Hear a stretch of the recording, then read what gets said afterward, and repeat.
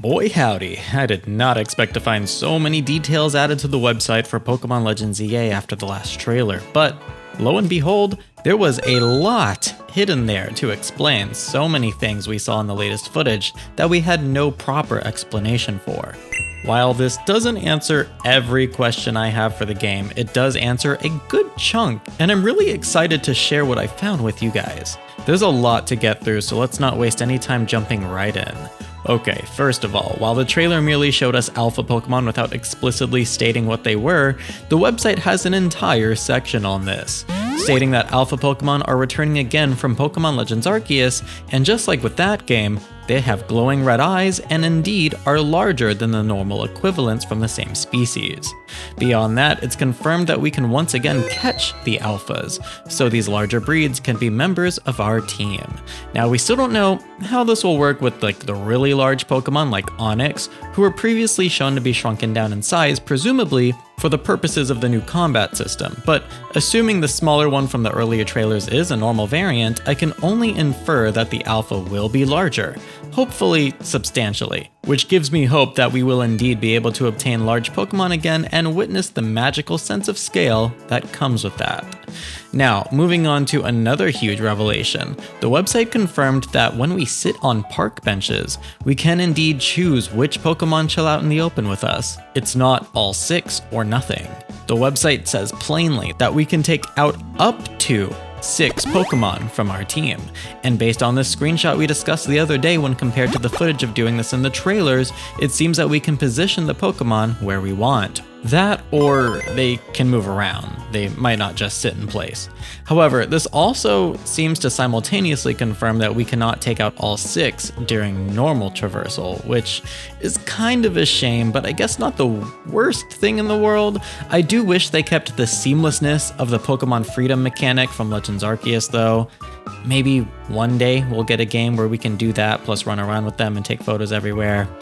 Maybe one day, and hey, I'll probably still be saying this 5 Pokemon generations from now.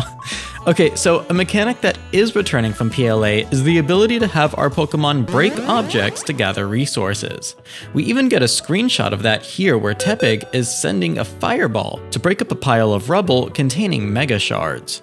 This is cool too, because you'll notice this is a ranged attack Tepig is using to do this, when in Legends Arceus, our Pokemon could only use physical attacks for it. Pretty cool. I wonder if they'll cycle between the two depending on how close they are when we command them for it. Once you get the shards, you can exchange them for Mega Stones, but on the topic of Mega Evolution, the website also stated that the Rogue Mega phenomenon is actually painful for the Pokemon that's afflicted.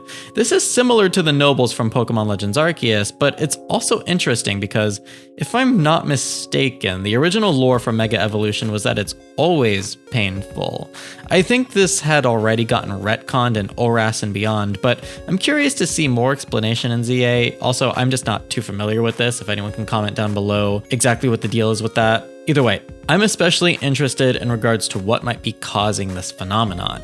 Could it be Hoopa, Yveltal, Quasartico, or perhaps something looming inside Prism Tower, which is also yet to even be discussed in the trailers or website snippets? Time will tell, and if it ends up being Xerneas, I'm going to be very surprised, but also I can kind of see that being a thing. If someone's misusing its powers or something. Continuing on, evolution coming up as an option on our own time rather than a forced occurrence to sit through returns as a quality of life feature from PLA. I'm particularly grateful for this since I'm someone who likes a lot of pre-evolutions more than evolved forms, and hate how I have to sit through animations to press B and cancel every time my Pokemon levels up in traditional mainline games.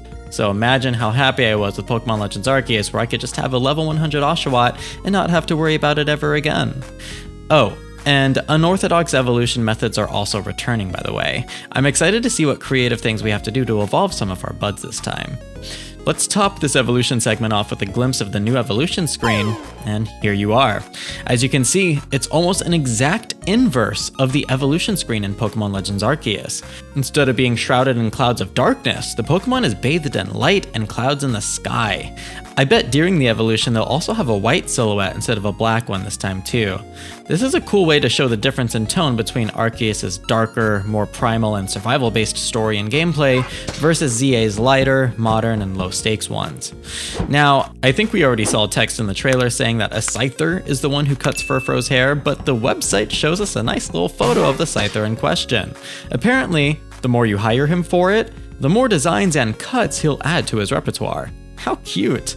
But let's say that Scyther accidentally cuts a little too deep and hurts your Furfro. You gotta take him to a Poké Center, right? Well, here we see a clear image of ZA's variety of them, and it looks like we can walk right in the Pokemon Center without a door in sight. There's also a photo of Nurse Joy's new design.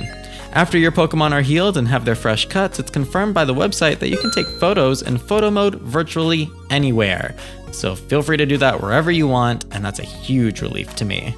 But now, time to customize yourself too, because you gotta look good for those photos, right? Not just your Pokemon. And while we saw some extensive customization options visually in the trailer, the website explains some individual aspects that we can tweak, like eyebrows, lip color, eyelashes, and even some multicolored hair with real-life techniques like balayage. Here's a photo of the balayage in particular. Nice! All of these aspects definitely re-upped my excitement for Pokemon Legends ZA, but what about you guys? Did you find anything else in the website, or do you have more questions that are left unanswered? I know I do, so after commenting down below, check out my latest video on the other unanswered questions that I have for Legends ZA, or you can watch my newest breakdown of some hidden, uninterrupted gameplay footage that we just unearthed a couple days ago. The links to both videos are in front of you and in the pinned comment.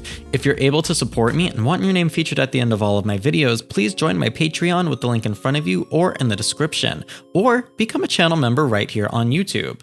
I've been JotoJohnny, and I'll catch you all there.